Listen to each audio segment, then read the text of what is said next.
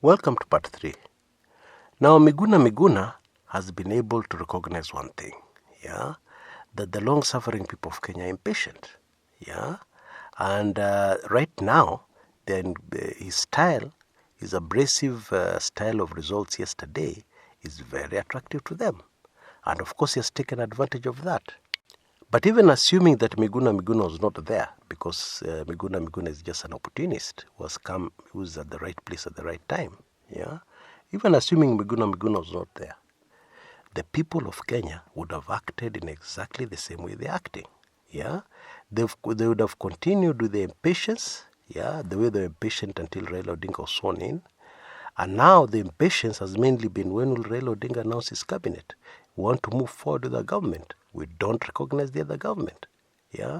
Now, when you have a country where the vast majority of the people are thinking like this, and yet you claim you're in power, that is really a cause for concern.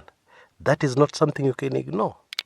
If indeed this political impasse, this political problem in Kenya has only been caused by a few disgruntled, incited Luos in Nyanza province, then it should have ended by now. But I believe that the reality is now beginning to dawn on those who used to think in that direction, that actually this thing is much bigger than they thought.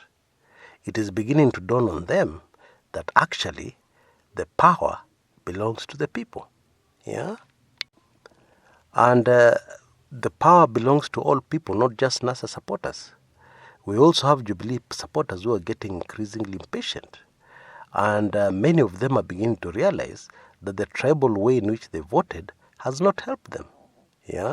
Many are beginning to realize that Mutuwao is not helping them. Our person, that is the politics in Kenya. When you go tribal, people say our man, our tribesmate. We must support them at all costs, and many of them are realizing that this has not helped them at all, and that now they're in a very deep crisis, and this crisis does not seem like it will end tomorrow or even next year.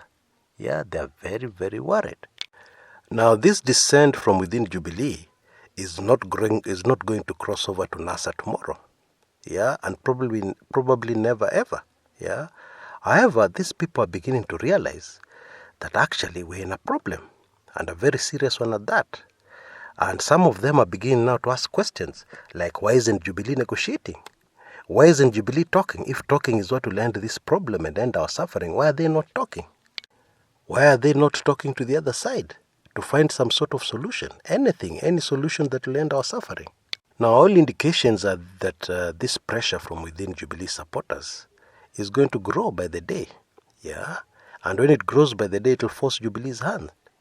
Because you can't ignore your supporters, especially when you have such a limited number of them. So this pressure definitely will yield some results on the Jubilee side. So that is exactly what I mean by when I say that the power has been taken over by the people. That indeed in the days to come, the agenda will be pushed by the people. And this is on both sides of the political divide. Now, if that is not a good thing, you tell me what is a good thing. Because we know that all politicians are selfish, A vast majority of politicians are after their own interests, But of course, they're very good at talking, and convincing us. And when they come out and speak in public, they say things which people want to hear, But it's very interesting how some of these things they are saying is not having the same effect as it had before. Because you hear a politician coming out and saying, we're interested in doing things that will benefit the vast majority of people. And people are looking at them and asking, what have you done that has benefited the people? And if you have your ear to the ground in Kenya like I do, you will know that people are beginning to interrogate the records of these politicians. And of course, when they do that, they are abandoning their tribal stand. They're getting away from tribalism. Because in the Kenya of today, it is becoming very clear, even to the village idiot, that tribe will not help you. Tribe will take you absolutely nowhere. And that is why going forward, we should expect the following.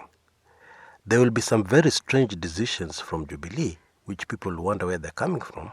But the truth is, they'll be coming from pressure of the people.